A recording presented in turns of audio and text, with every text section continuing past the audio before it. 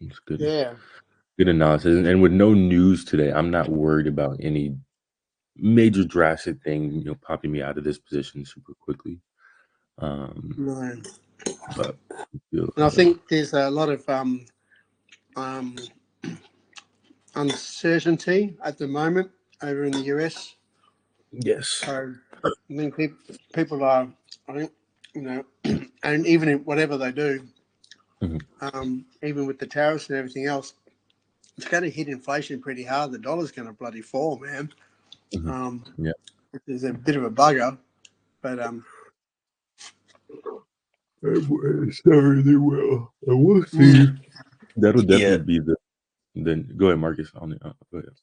I got a kind of an interesting take on the dollar falling because with so much capital that we're receiving from these outside countries, it would kind Hmm. of be counterintuitive if it did fall, right? Because let's say we get a $100 billion US dollars that we're expecting to get from right now, like TSM is one.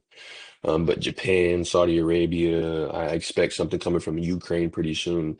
And so if we get all that capital and then the buying power of that 500 billion then reduces, even 2%, 3%, it would actually kind of we would need and then need probably request more, So um I think what I can see happening is after kind of these.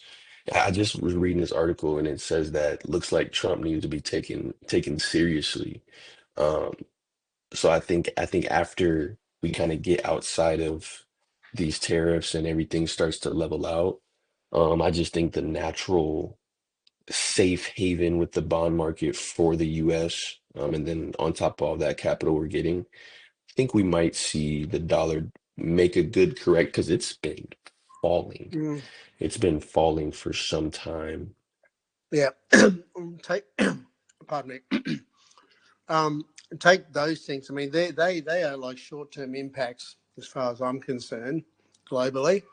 Um, I mean, the baseline for any kind of economy in the country, like our country, your country, wherever, will be inflation, Hmm.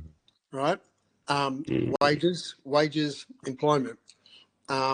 You know, every other stuff can come and go. You know, you can borrow money, you can get money, your money's owed, whatever.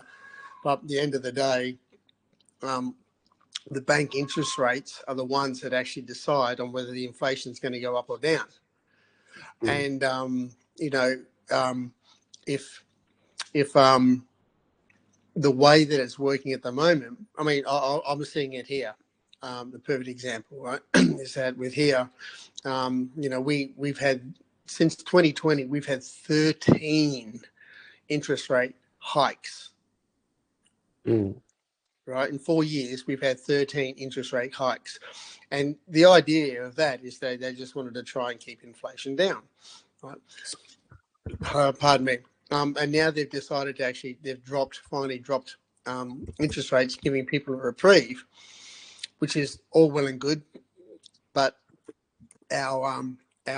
it's really quite interesting because our employment rate has dropped, our interest rates have dropped. Pardon me. But the cost of living and it has gone up, even though the even CPI and inflation has dropped, but the cost of living hasn't. So everything is still more expensive, even though Mhm. they've dropped it. So what I'm trying to get at is that you know. With what you're saying, the monies that are owed to you to US or the monies that you're getting from places are just really going to be short term, because it really comes down to the baseline stuff, and that is manufacturing, it is employment, it is interest rates, and it is inflation. And this is where I sort of get a bit concerned for you guys, because um, I'm seeing, you know, especially like with and not going to rave on about the tariffs, but they impact people. Because I remember in 1990 and 91 over here, and Paul Keating did the same thing. Um, and he put 55% of small businesses to the wall. Hmm. Mm. Like they couldn't, they couldn't afford it. They went to the wall. And my concern for you guys is that it's going to end up being very similar, and the RBA or your banks are, they're going to have to manage how people can afford to actually live there, and so because inflation goes up, the dollar's going to drop. That's my opinion. I can't see how with Yeah. the actions that are being taken, Hmm. financially, how that's not going to impact the cost of living and the dollar negatively. Um, Yeah. that's my opinion. That's the way I see it. I don't know if that's the truth. You guys look more into macros than I do. Mm. You're much more in touch with macros than I am.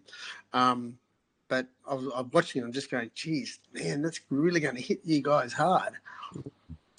You know. Yeah, I think initially that that's kind of the speculation that everyone has, right? And I do think initially we'll see and kind of we have seen some of that impact just strictly on the uncertainty of what it really could cause.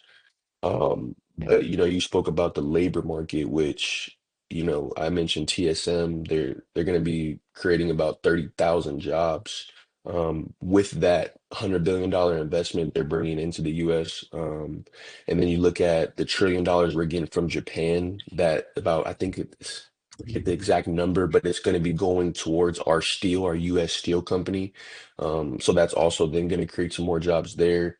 I just saw something about Honda. Honda is now going to be making their vehicles in Indiana, which is then going to create some more jobs. So if we think back to Ray Dalio, the more people, the more people that are working, the more they can earn, the more they can earn, the more they can spend, the more they can spend, the more the next person earns, and that it just is a sole contributing factor to our GDP. Um, so I, And I and I definitely, yep. go finish your thought. My fault. I was just going to say I definitely agree that we will see some negative pressure on the dollar. Um, but I think it will just be because of the uncertainty. But once the we're kind of in a good cycle of our economy, I think we'll see some strong movement. Mhm. Yeah, And I it'll come down to what the banks decide to do, really.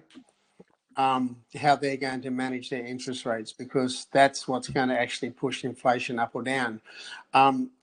Job market and everything else aside, because while that doesn't actually, to be honest, might impact dollar and gold, but it won't impact your inflation rate. What will impact your inflation rate is what the banks decide to do with their interest rates. And I kind of agree there, just because the when we think about the dual mandate from the Fed, right? One of them is price stability, which is going to contribute to what you're speaking of, which with inflation and interest rates, and the other one's maximum employment, right? And so if we have one of those doing well, inherently we'll need the other doing well. So I definitely agree. I don't think it's completely up to just the interest rates, Oh, it is. just because No, if we look at 100% it is, mate.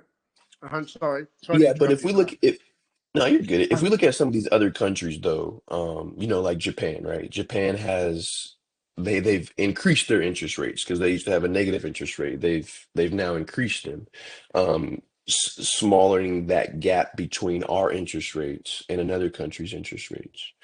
Um, so I definitely see some type of rate cuts coming for sure, um, in the near future from our economy, but if we just think back to, every time Fed Powell gets on that podium, he's speaking on maximum employment and price stability. So, we can't say it's just going to be on the interest rates when there's a dual mandate that they're serving. When it comes down to inflation, it is, though. That's the thing. Now, I'm not talking about how it impacts the dollar or necessarily. It's about inflation, and that's why it's really hard to sort of work within those guidelines, because whatever the government in any country does, the banks ultimately are the ones that actually guide how the cost of living for people and the quality of life is by their interest rates and what they do. Like if they drop the interest rates, sure, technically we should get a better inflation level, but it really just depends, right? So it's not a matter of like 0.25%. It needs to be done intelligently so people aren't dropped out. All I'm trying to say is that, how it impacts us for trading is not the same as how it's going to impact you at the bottom line with the dollar that you get and how you spend it. Mhm. You know what Yeah, I and mean? I think about, one, it's going to be on the federal government and the Federal Reserve getting on the same page and figuring out the best way to decrease inflation. Yeah, That done by the Fed, and then the federal government to institute policies that support the Fed and what they want to do. But I think about the fact of, we're getting, and when Marcus was talking about these foreign countries, this isn't necessarily money owed to us. This is investment yeah, into the gotcha. U.S. market. So over time, we won't know what that's going to look like and how that's going to impact the long term, purely because nothing has happened yet. So as we see, TSM is here in Arizona. There are billions of dollars are being poured into Phoenix. So the Phoenix market is going to be more expensive to live, but the Phoenix market is going to boom in lieu of that. But I think of just the intentional act of letting the dollar drop to increase foreign investment. We see anytime the dollar decreases in value, right? We will see an increase in foreign investment. And with what Pardon me. I Trump what Trump wants to do is bring more and more manufacturing here into the states. I think that's something really important to him. And there will certainly be consequences in these first, maybe not even a couple months, first, year to 2 years of them instituting this plan in terms of inflation, Jason, to your point. But when I think of the long term, I think of, the dollar decreasing now in the short term for the next 6 to 8 months, a large increase in foreign dollar investment because it's never been cheaper up until this point to invest in American soil. And then we see the product of that 12 months from now, 2 years from now. We see what it does to the labor market. And then I think that's the point at which, and I think this is because I've watched Fed Powell talk his last two times. And he's been very, very patient in the way he's talked about interest rate cuts, because I think the Fed wants to see how this plays out as well. And the fluctuation in the dollar to the downside is okay and serves their dual mandate with the federal government policies being instituted now. So for me, we'll see what happens, 8 to 12 months from now, in terms of what the Fed does, Federal Reserve. Certainly, to your point, though, Jason, this will be my last point. We Mm. will 100% feel it. Mexico will feel it. Canada will feel it. Particularly, it's gonna really hurt Canada, Ukraine, and some of the countries in which, really rely on, trade with the U.S. And so Yeah, that's the tough part. That's the hard part for me, because Americans are going to feel it, but not just Americans, Canadians, um, Mexicans. It's going to be hard. But like I said, for me, we'll see what happens 8 to 12 months from mm. I guess so. I mean, not but and the having said that, the Fed really should know what's going on. They shouldn't be waiting for anything because they're the ones that are actually actioning stuff. You know what I mean? Yeah, now. that's why. I thought Yeah, they're not the definitely. ones that should be sitting back. They're the ones that lead the way of things. And to be honest, I really don't think Canada's going to be too concerned about what's going on. Um, honestly, I really don't. I don't think that they might get their nose put out of joint. because but it'll be business as usual for those guys, as far as I Yeah. reckon. Other So countries may be different, you know. well, and so But my girlfriend lives in Montreal. Her dad owns an RV restoration and resale business, oh yeah, in which he imports exports primarily almost entirely from the United States. yeah. So it's kind of a unique situation. I've been able to kind of get unique insights from Canada, and essentially what Canadians are doing is boycotting all U.S. products. So Canada is doing their best. Canadian citizens are doing their best not to buy anything manufactured in the United States, anything that will support the U.S. market. They'll get 55%. Just what it does for a Canadian small business like the one he has, it's drastic. It's drastic for their family. Mm. So that's why I mentioned it, and it'll be different. He's Well, in a position to what we where did he in 90, what we did imports over here export. in 1990 and 91, when that happened, um, was that sure a lot of businesses went to the wall, and they were the ones that were very, very small businesses and couldn't really run without what they needed. Um, and what we ended up doing, the ones that actually took a turn on it, it's a bit like COVID. People have to make a decision on something, and rather than restaurants going broke, they found a different way. Rather than restaurants having to not being able to serve people in the restaurants, what they did was they actually made up meals in their own food. They vacuum packed them and they sold them online. So they actually found a different way just to um, release their businesses out to their customers. And this kind of scenario, this is again my take on it. This kind of scenario is that, well, if they can't get it from the States, they'll just find somewhere else to get it from. It's not a difficult thing. And Ye- it's the Canadian dollar's not being affected. You know what I mean? The US dollar, I believe, will be affected. So all they're going to do is just go, well, okay, so we just got to pivot, and we'll find somewhere else. And that's the same. That's what we did in the 90s, 1990 and 91, and we bloomed from that. And we ended up with a range of different international. In actual fact, that was one of our biggest steps into Taiwan and China in 1990 for industrialization for us and imports and exports, which really, really helped us in the long run. Mind you, like I said, 55% of small businesses went to the wall. They found another thing, another way to do it. But the other business that were SMEs, I mean, small, medium enterprises, they actually ended up flourishing because of their relationships internationally, which made they could buy cheaper. The downside was is that it actually kiboshed our abilities to manufacture affordably in Australia. So our car companies eventually went down the tubes. A lot of our manufacturing, like that, cheese factories and even Vegemite and other things like that, they went down the tubes because we ended up having these relationships overseas because we pivoted.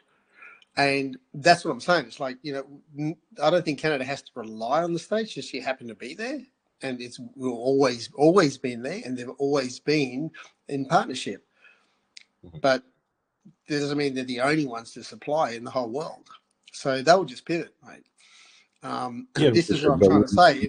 I when really, I when really their think that this is imports going are to fifty impact percent the. of the U.S., 50% is a lot. Yeah, Finding 50% elsewhere will take time. So they'll certainly feel it right now. Like I said, 8 to 12 months from now, we'll yeah, see what it looks like. probably. Yeah, probably. It's Yeah, interesting, right? yeah, and I think one thing that we haven't yet talked about, because when I think about inflation, like or not inflation, but the interest rates, like what is the point of interest rates? It's either to put more money in the economy or make it harder for money to be in the economy, right? Limit the amount of money that can come into the economy in terms of borrowing. And right now, we're in a really, It's really actually interesting time. it's more about controlling spending. So with Well, interest yeah, rates. and to be able to spend, you have to be able to, either borrow money and spend that money, or they limit how much spending you can do basically from those interest rates. Um, and so one thing that we have right now, which is different in any point in history that has ever been, is cryptocurrency, right? And what the US is doing now, of course, we've heard from Trump, the crypto capital of the world. That's the motive right now, because that's the war we're in, right? We're in this tech war, AI war, whatever the case may be. But when I think about the securities market, the U.S. securities market, that's a very, very large. I think the U.S. controls like 50% of the securities market. And so that is also capital that's coming into our economy, just flooding into our economy from outside investors. But the money opportunity it creates for people like you and me is different than any point in history. So along with the tariffs, I think that the Fed, because if they act too quickly, they can actually have an inverse effect, right? There's times where they've cut the interest rates and it hasn't worked, right? And if we think back to, I think it was COVID, to where they Yep. took a completely different approach, because they tried to cut, didn't work, tried to cut, and then Mhm. you know what I'm saying. So, um, Same thing happened it, here. They were actually turned around and they said we made a mistake. They said that we made a mistake. We shouldn't have dropped our interest rates back then down to what they were. We should have kept them up. That's what the bank said. That's what the RBA said. They apologised. Mhm. you're like you're like, all right, thanks. Like, what is that? What does that do? Mhm. Listen to Fed Powell talk. The last three times he's been on, he's implored these Congress people that if you look at the data, everything but inflation is doing well in the U.S. economy. So to do something drastic to the interest rates now, while everything is fine, what my analysis of what he says is what he's saying is, let's let things play out. Let's do what we can do to bring inflation down, be it not cutting interest rates, but doing getting with the federal government and figuring out what we can do to make things cheaper for us folks here in the states. Um, but yeah, we'll see. I think they're sitting on their hands. They don't want to do anything rash just because the data everywhere else other than inflation looks okay. Not the best in the world, not the best it's ever been, not the worst it's ever been, but definitely on the more upside of that spectrum. And that's exactly my point. We're the exact same. Our pardon me. Um, Interest rates have come down nicely, just a little bit to give a bit of relief for the homeowners. Employment's gone up. Um, we've even fairly stabilised with our property market at only 3%, which is better than other states that are like stupid 77% increase. Um, Mhm. it's just mad, even though it's still high. Are you Um, speaking on Australia? about Australia, yes. Okay, cool. Right. So all our markers are actually quite good, Mhm. but our inflation is not. And that's my point, is that they while a lot of people think they're connected, and they are connected somewhat. Um, it's inflation really has to do with how the banks manage their interest rates for the people at the right times. So the Mhm. dollar that we have is affordable to be able to use. The problem we have is that it's a bit like, geez, I don't know, you guys wouldn't have this over there, but for decades, a litre of milk over here cost us $3, Hmm. right? or even two liters, right? Now it's $4.50. Right? It's never been more than $3 for decades. Mm, That's just one instance of it. And the thing is that everything has stepped up since COVID. Mhm. Petrol, bread, milk, eggs, everything, you name it, right? And the thing is that even though everything's settled back down, where we can access milk and bread and everything else like we used to, same with petrol. This is the thing, like petrol. Like petrol went up so much over here over a period of time, but people get used to whatever the price is, so the companies keep it at that. mm, Perfect example in a reverse scenario over here at pizzas. Back in the 80s, 80 mid to late 80s, you buy a pizza and it costs you, $15, $17, $22, right, to buy a pizza from the franchises. Pardon me. And then two companies, and it was Domino's and Eagle Boys in Wangaratta, like country Victoria. They had a price war, and the price war just kept going down and down and down and down and down. It got down to $4.95 for a pizza, Mhm. right? Which is just insane. And the thing is that stayed from the late 80s all the way through. I worked in the industry. I worked in the pizza industry in corporate franchising. Mhm. And it was still in 2013, pizzas were still $6.95 because of that price war. It stayed that way. And that's what I'm trying to get at is that like it's how the people that control the pricing control um, the market, and the banks are the ones that control what the dollar's worth for people and how they spend. Like I'm not saying it's good or bad. I mean they do it because they want. Okay, look, we things are a little bit better. Let's take the pressure off. They put a bit more money back in the economy because we've got the interest rates down. They're able to pay their rent. They're able to buy more things. The problem is that cost of living hasn't changed. It's actually gone up. It hasn't gone down.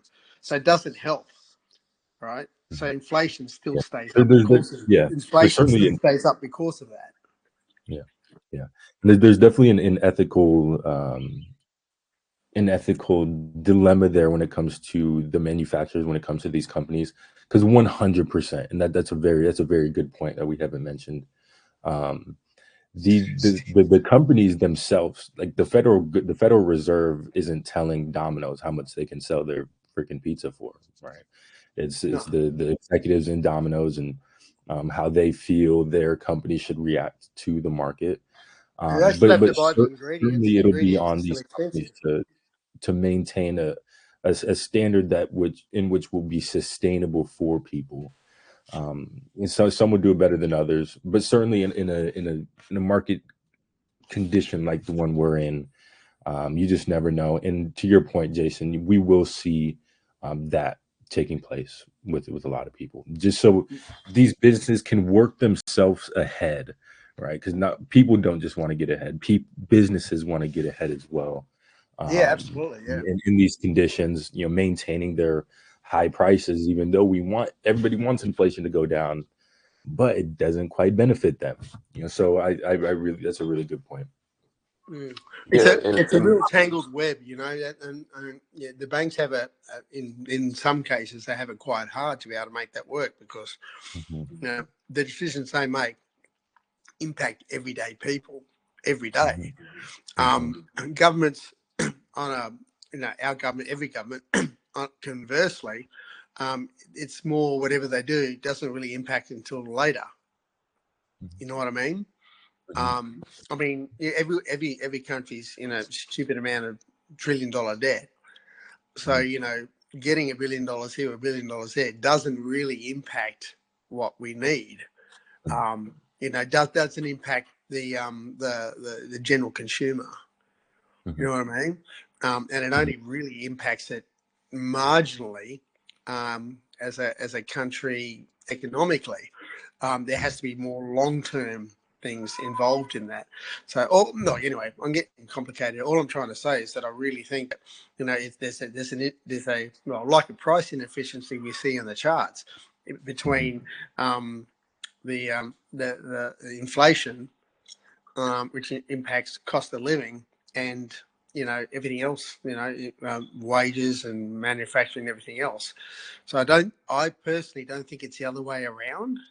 I don't think that manufacturing and wages and employment impacts inflation. I think it's the other way around. And so I can't really agree with that because the GDP is the sole contributing factor to our heartbeat of our economy, right? And that comes from manufacturing and employment, right? And but I wanted to hear your thoughts on how China how China has impacted Australia because from what I understand, they are really reliant on China. And since COVID, right, No, it's there's the been other way around, buddy. so you're saying China's relying on Australia? 100%, yeah.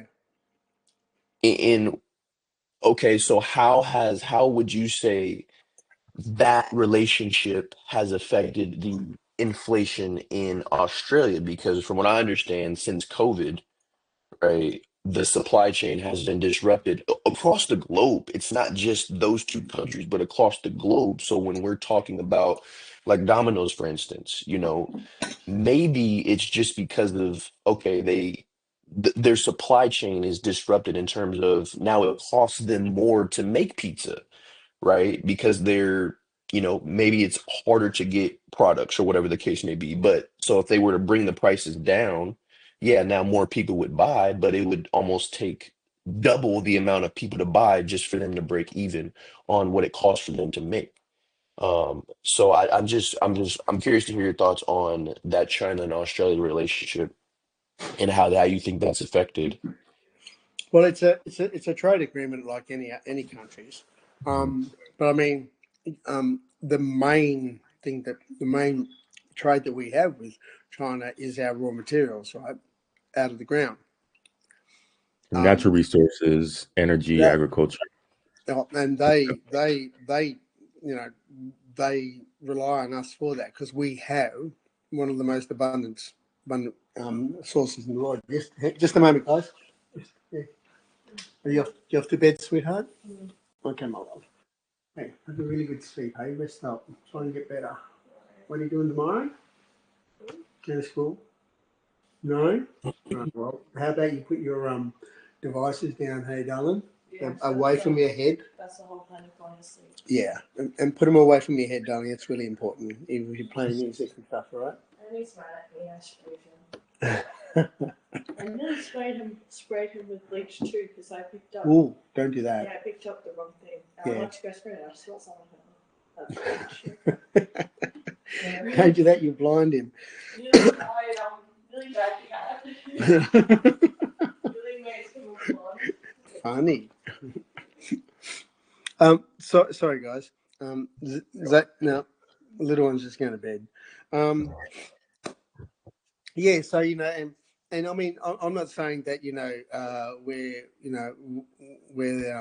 we're the ones in control of all of that. I'm just saying that we've had this trade agreement and a relationship with them for a very very long time, and not just them, but many other countries in the world.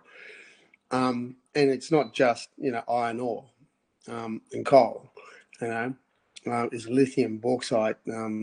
It's everything that we have because we're rich in that scenario. So it's our relationship with them is not really going to get damaged by that.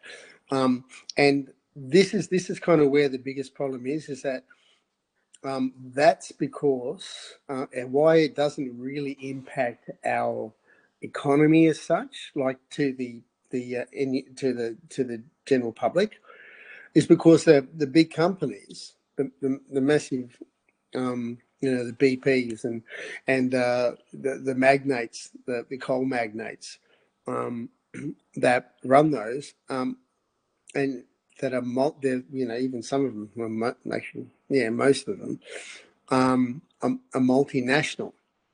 So the money doesn't stay here. Mhm. It does, and we charge no levies or taxes on those companies, mate. We get nothing. The government gets Why is that? zero. Why is it Hey, set up like that?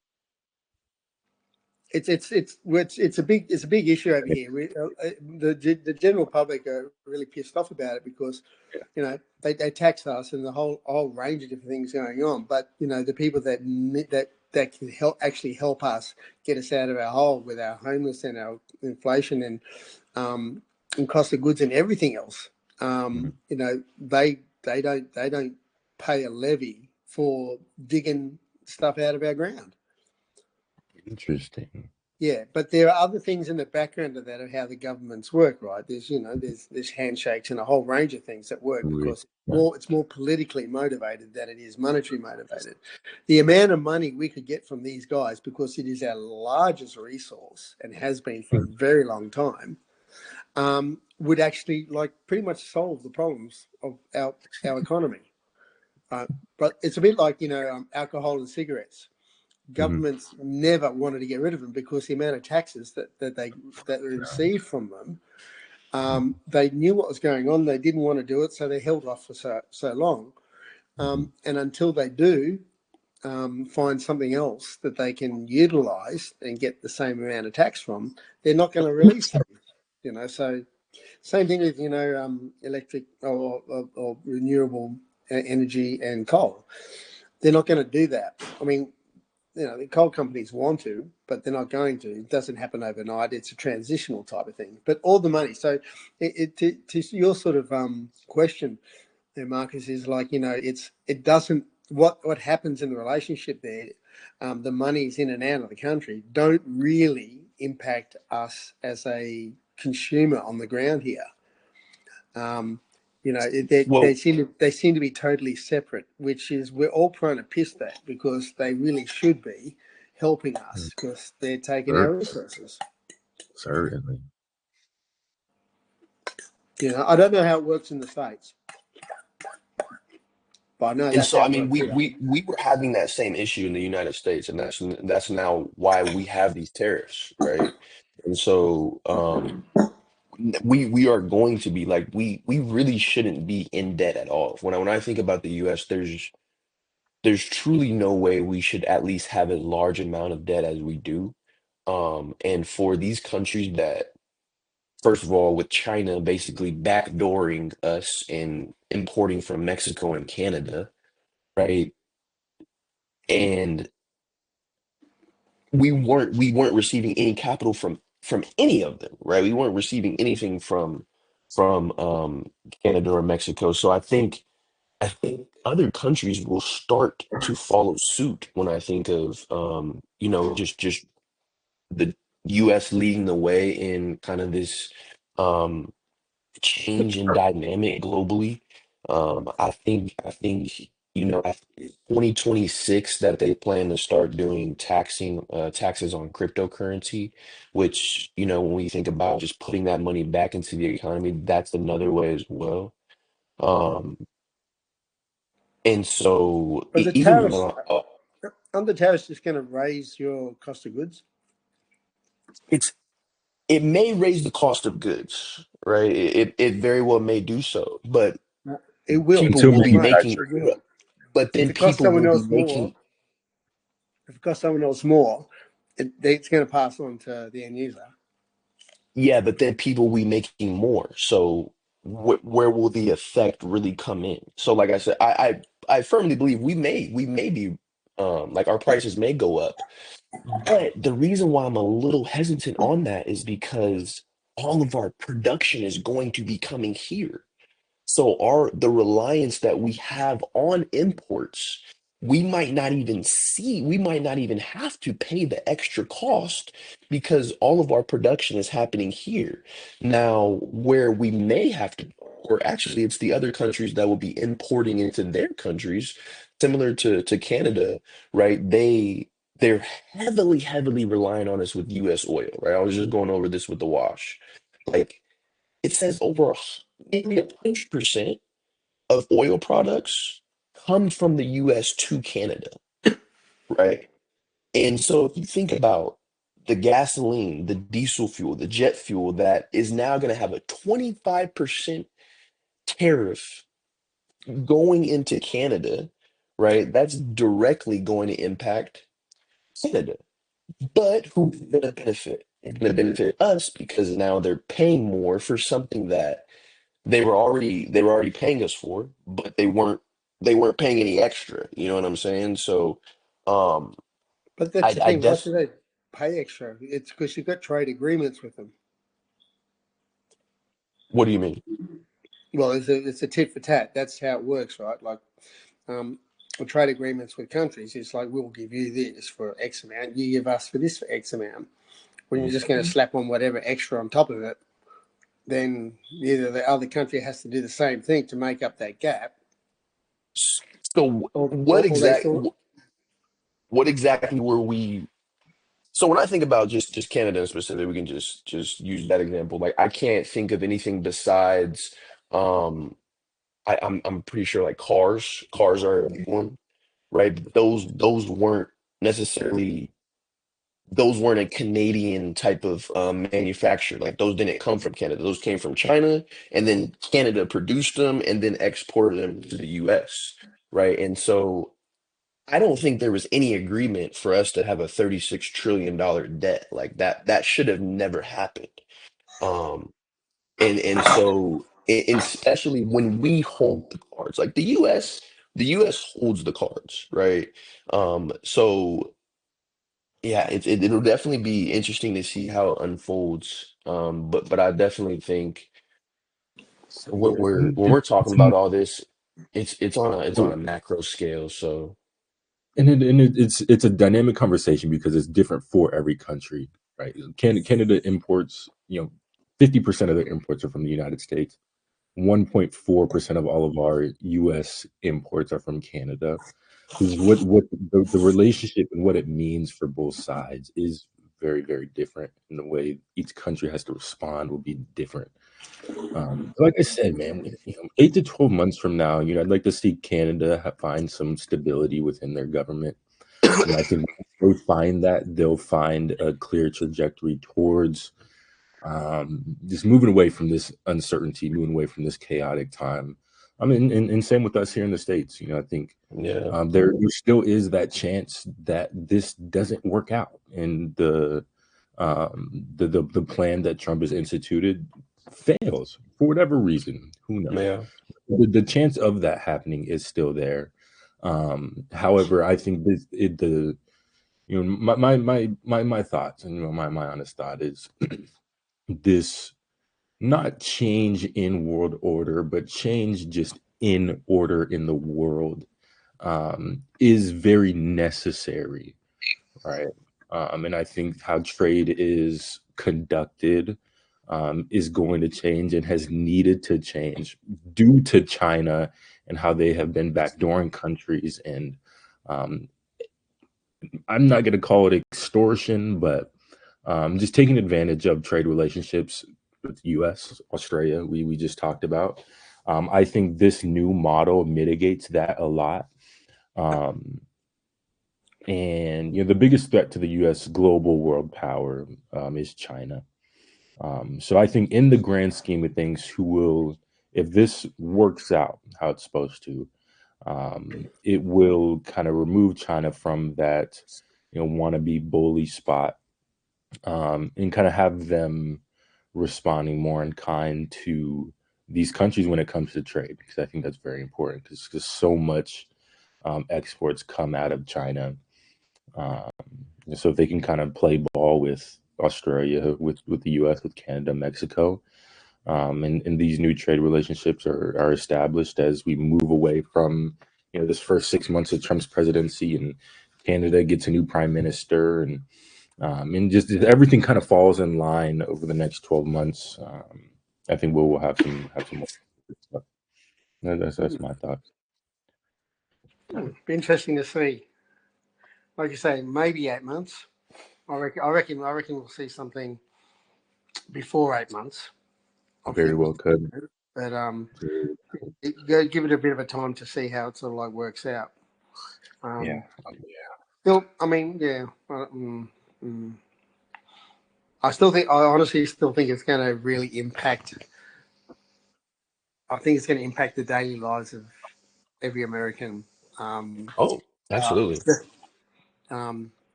I think they're going to find it harder before it gets easier, a lot harder. Mm, for sure. For sure. And I once got it. again, that it was harder for us. Then it did get easier. A lot of people didn't like it. Some people did. Um, but yeah, it'll just really come down to, I think, how those economies work. Because I mean, China doesn't really have to do anything with anyone, to be honest. You know, no, that's not necessarily true. They certainly do need. That's a They good certainly point. do need. They need it. They need our resources. Right. Um, and I know what you're saying about gearing up manufacturing in the states again, um, but like us here in Australia, a lot of the manufacturing's been wound down, so it's got to be started up again if that's what they're doing. Because I mean, for decades it's been relying on international trade agreements for different countries for good reason, and the reason is that you build up the international politics, political relationships to build um, alliances and to build growth in reciprocal countries. To impact it really hard and then bring it back down. So I mean, it may well just put some money back into the states to be able to fire up the manufacturing industry again. Um, because yeah, that may be it. We didn't have the resources to do that here. And we lost our car manufacturing and a lot of other manufacturing. Um, but we are now building our manufacturing up locally, and we're building that up locally to nationally and then globally. Mind you, what's been 30 years, but we're getting to that stage. Uh, we're a much smaller country, 10 times smaller in population or more. So it'll be interesting to see how that's rolled out across the states. I think. Yeah. When I think about it too, um, I think China started it back in 71. Maybe it was a little bit later than that, but they basically made it so cheap for people to work, right? It was every country started outsourcing their labor to China. And instead of paying their own economy and their own people, they would then send their companies to China or products to China and have them produce it because it was so cheap to pay Chinese workers to produce the same products than it would be to just do it domestically. And then I feel like Mexico is somebody that followed suit with that, and so with that kind of, and I think that's why China has dominated for so long. And I'm really, really interested and I'm excited to see this Ukrainian deal go down because we were supposed to be getting about $500 billion in rare earth elements. And those rare earth elements are the sole contributing factor for why we rely on China, because we're talking about the production of batteries and cell phones and EV cars and everything really that surrounds technology is going to be and I did not know this prior to a month ago, but it's like earth minerals that can create this stuff, right? And so there's something called the rare earth element reserve, and Hmm. China holds the largest in the entire world. And so when I think about, wow, that's why all of our phones and cars and this and that come from China, because they own 40% of this reserve and the US owns 1.5%. Like, that number is just astonishing. And so even if we think about like let's just take it like the European Union, right? So maybe they were really relying on China for their imports for EV cars and stuff. Now that reliance can pull a little bit away from China and now maybe rely a little bit more on the US because our ability to produce is I think is a really, really important factor. It's just our ability to produce and the amount of weight that we hold aside from oil, because that's kind of what we've been hanging our hat on for the longest time, is how we can refine oil, and our that's pretty much been what the ball that's stayed in our court. But now with us, trying to move away from, oil or whatever the case may be, which I don't think could ever happen. I just think the focus has been put more on, okay, why are we so reliant on China? Why is everybody so reliant on China? And I think now we're starting to see, speaking to even Australia with possibly ramping up their manufacturing, just the possibility of that reliance changing. So it will be very interesting. It'd be interesting to see if the EU or UE, sorry, do actually support that and move towards sourcing the rare earth minerals from the states, given what's transpired and their stance on things. Like I say, Yeah. it's very easy for countries to pivot. And that's the thing; they don't have to rely on. That's why we have trade agreements and why we have international relations. So we don't necessarily need to buy from this particular person, but it'll strengthen us. It'll strengthen our. I mean, that's the only reason we did AUKUS, mate, is because it was a relationship that we had with the United States. You know Mm. what I mean? We don't need, honestly, we don't need the fucking submarines. I got a mate that he's a bag carrier for Strategic Command down here. So he's in the office in Canberra. You don't need it. It's all got to do with the relationships. And we paid X amount of money for it. $500 billion, just to have the relationship there.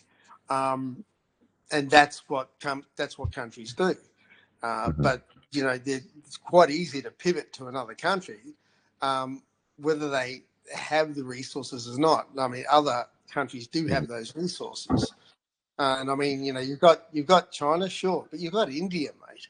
India's fucking huge with resources and manufacturing and labor. It's absolutely massive. They're right behind China. So and people are starting to move differently. So I'm just interested to see how it pans out, to be honest. And there's a lot of talk amongst every politician, particularly ours. We're all over the fucking talk about our politicians. We're supposed to be like a multi-party system of like 7, 9, or 11 parties, but it's just a two-party system. And it pisses us all off. We're not happy about it at all, and it shows because of the way that the allegiances go to the different parties. It's like we don't trust any of you. You're cunts, and Hundred percent. we don't trust any of you. So we make do with what we have, and we stand up for it, and we voice our opinions about those things, and then the banks hear that, and our local members. It's different, I suppose, in the States with the different kind of structure that you have. We have local members that we can work with and talk to and actually impact our local communities with that. It's not like and we have our local members, and we have MPs, and then we have our state representatives, and then we have our premiers. So there's a range of different people that we can chat to. Even if our premier is not on board, our local, like if our premier is a Labor, our locals could be Liberal, and so we can work with them for what we need in our community. And it's different when you're talking international. because they wash each other's hands and scratch each other's backs to get trade agreements at certain prices, but also for future ideas and things.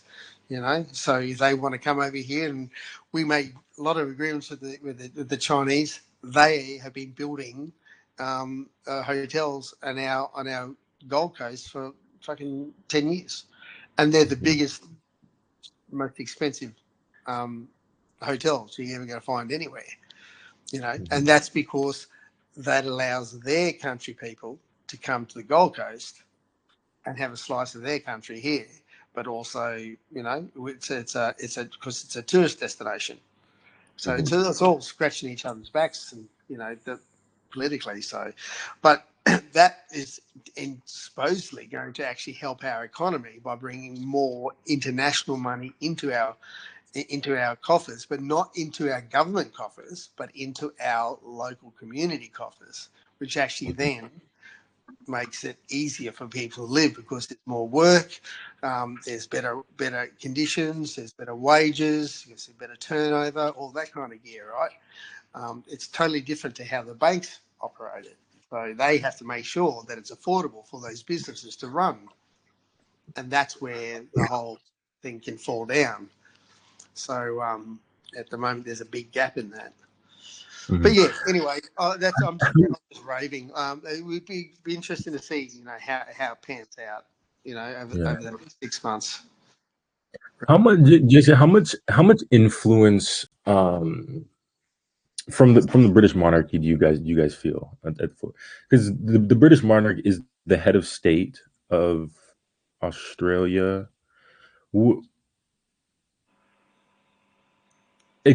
Talk to me about that a little bit, because I'm just doing some research. I'm working with the Wash here. I'm Yep. trying to learn about the Australian political system. So Okay. I'm just curious as to what that looks like as far as the British monarch's impact on your guys' political system. Um, on the political system, the only real impact we have is that we actually adopt their governmental system, Got with that's with the what houses of parliament. Short of that, it doesn't. We honestly, there is an absolute minority here that actually feels that they are part of a monarchy. Gotcha. Interesting. I kind of figured as much, but I saw that I was like, Yeah, no, we don't feel that. I mean, we've had and again, it's well, I can't say it's rigged, but it sort of does sway. We've had the put up many times that should we become a republic rather than being a commonwealth. In other words, we become a republic, so we'll end up with a president rather than a prime minister, right? And that's only because there's a lot of people that want to actually separate themselves from the Commonwealth, and simply, I mean, they've never really had anything to do with us. I mean, we have a Governor General, which is pretty much goes the Queen, also the King, the Governor General, then our Prime Minister. All right, so that's the hierarchy. That's how it falls down. Then the prime minister, and then it just works down from that to the different areas. But it's a very democratic splay where every state, like we have federal elections and we have state elections. All right, so with our state elections, we all vote locally for our local members of parliament. And those local members of parliament are people that actually interact and actually engage and work with the communities of whatever that district is. And it's not a particularly big district, all right? They're not particularly large. So there's a lot of members of parliament. And then whoever votes, Liberal or Labor or Greens or whatever, independent, and there's Democrats and NLP and whatever. You can vote however you want, and then the majority wins that electorate, and then they add up those electorates, and whoever has the majority in that state, that becomes the majority ruling for their state. And then we have that for our local elections, and then the state elections. We vote for our premier, and the premier is the person that runs that state. Right. So you put down numbers 1 to 7, right, in your preference, and that's how they add it up. So we might have one state that is Liberal, one state that is Labor, right next to each other. Totally. And then we have a federal election, which is who runs the country, Liberal or Labor. So we could have a Liberal, we could have a Labor Prime Minister, as we do now, and we could have, like, out of our 6 states and territories, 7 territories, whatever, we might have a Labor Prime Minister, but we could end up with, like, 3 or 4 Liberal states. And so they run theirs, and Liberals more of the, for you, I suppose, Republic, and Labor's like the Conservatives. So they're different. Like, Liberals look after the business people, and they look after the upper middle class and higher, and Labor is pretty much the dock workers and what I'm seeing here, like blue collar. Center right, Labor Party, center left. That makes perfect sense. Yeah. So and so that's how it kind of works. But it's all It's all democratically elected. So, and you have to have a certain amount of seats, elected seats in Parliament, to sway one way or the other. So in our Parliament, we have one side and another side. They're like 2 sides in the same room, red chairs and green chairs, sort of thing. And and that's the House of Representatives and the Senate, correct? Correct. Yes. So it's a very democratic way of doing it, but unfortunately, these days there's not much difference between the two of them. The policies, and like anyone else, they just bag everyone else out. They don't actually do anything. Well, not all of them, but a lot of them. And there's not much difference between the two, which is the issue that we have. Because back in, like, I suppose, the 70s, I remember, when we had, Malcolm Fraser and got Whitlam, there was a distinct difference between the two parties. You know what I mean? Like, there was now it's pretty much the same thing. It's just who slanders the other person more. Crap on the other one the most. And he slides in more and does this and does that. And at the end of the day, just the same as it is with you guys, because you have yours is like 4 years, right? Our terms aren't like that. At the end of the day, we probably come up with an election now, and it's only been 3 years since Scott Morrison went out and Albanese got in, 2.5 years, 3 years, and so it's always a legacy that's carried over from the previous government. And of course they always say, "Oh, it was the last government that left this $3 billion debt, rah rah rah. We got a new budget. We could do better, and rah rah rah." But the thing is that it's a legacy from party to party to party over decades of why we're in the situation we're in. It's not one party or the other. Every other party comes. It's a bit like buying a house that's all been facaded up and plastered over. You can't see what's underneath all the termites and stuff's going on. Then you break it open and go, "Well, look what they left us." You know what I mean? Right. It's like the house has always been there like that. You know what I mean?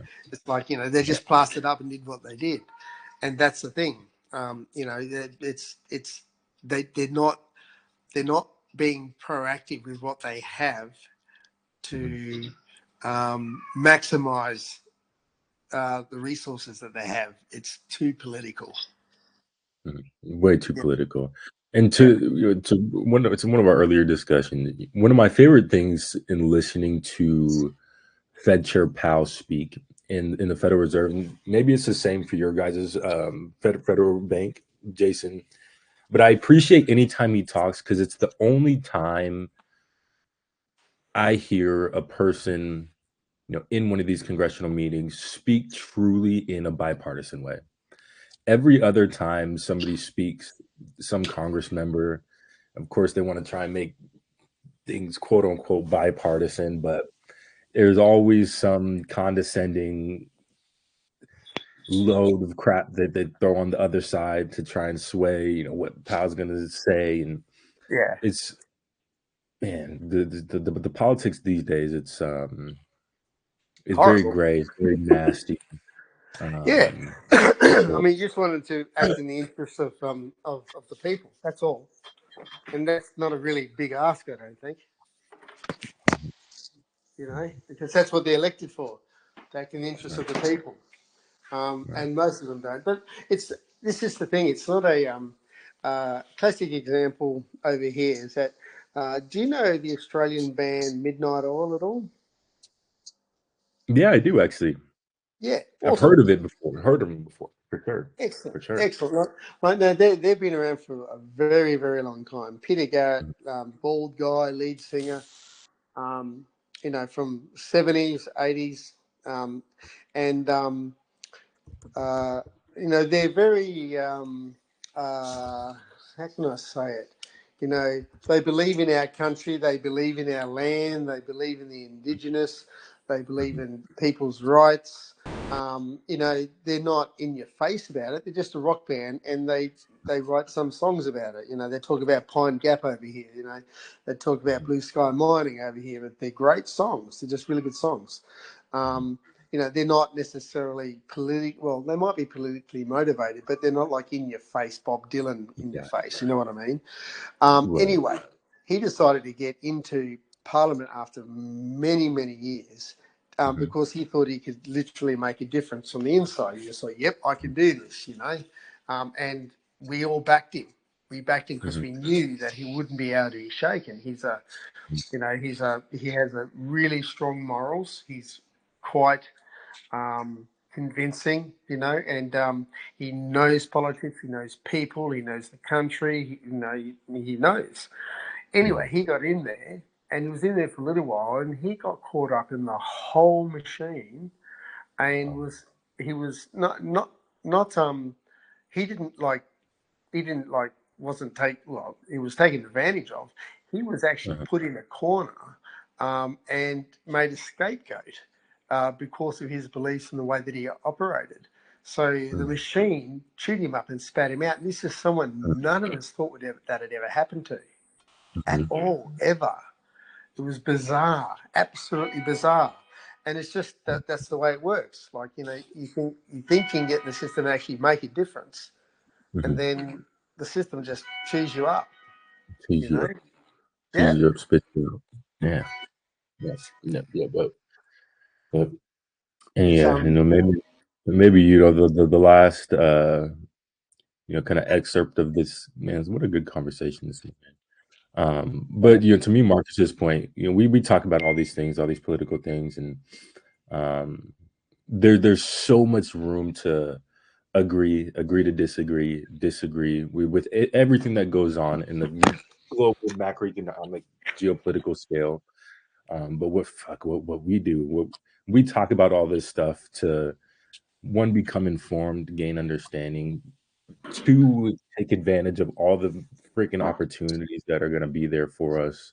yes. And that's our focus, just trying to weed through all this damn noise.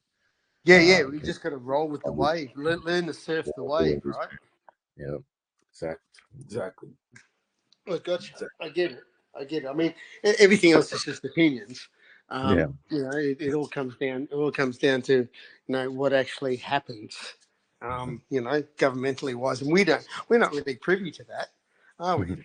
I mean, 100%. we just see what happens. We have ideas and opinions, and we see things that happen, but we're not privy to what goes on behind the scenes, or even internationally.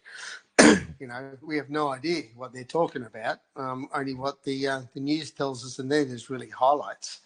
Mhm. So yeah, it does come down to that. So we just have to wait and see what the results are, Mhm. and then pull out the board, go for a paddle, and catch that wave, and try and surf it as best we can. Exactly. Hit some reps in the surf. Yeah, right. Yes, sir. So I gotta slide out of here. Okay, buddy. 7:15. Marcus got to get to work. Yep. Damn, Yes, what a Enjoy. good sir. I appreciate the conversation this morning. Really, No really good worries, conversation. guys. It's great to see your faces and have a chat. Yeah, interesting. Um, yeah, interesting. Enjoy your days. And pray for us over here for the weather because I think we're going to Like get how it will. absolutely smashed. They're talking about like 200 to 700 millimeters Jesus. of rain, Mm, and yeah, like crazy winds. And anyway, Jesus we'll see Christ. what Well, happens. With any you luck, guys stay safe. with any luck, it just turn into like a nice little sun shower. Yeah, hope. Let's hope. We'll hope for that. We'll pray for that. And man, Jason, you guys stay safe. If you need, I know we're a million miles away, but if you need anything, never hesitate to let us know. I know you got things taken care of over on your end, but you stay safe. Yeah, and take care of yourself. But Appreciate that. we'll be and like I mentioned, we're gonna keep we're gonna increase our lives, but we'll still always be on our Tuesday. So Yeah. I look forward to seeing you on the next one. Yeah, absolutely. Doing my best to get on there as much as I can. It's has been a bit of a challenge and stuff like that because girls, we're up early to go to school and it's late here at night. But I'm doing my best to try and get back into the routine, guys. Yeah, you're the best, mate. You're the best. I appreciate you. No worries. Got you. Catch you All right, later. guys. Chat Yeah. soon, Good See ya. talk, guys. Have a good rest. eh? See ya. Bye.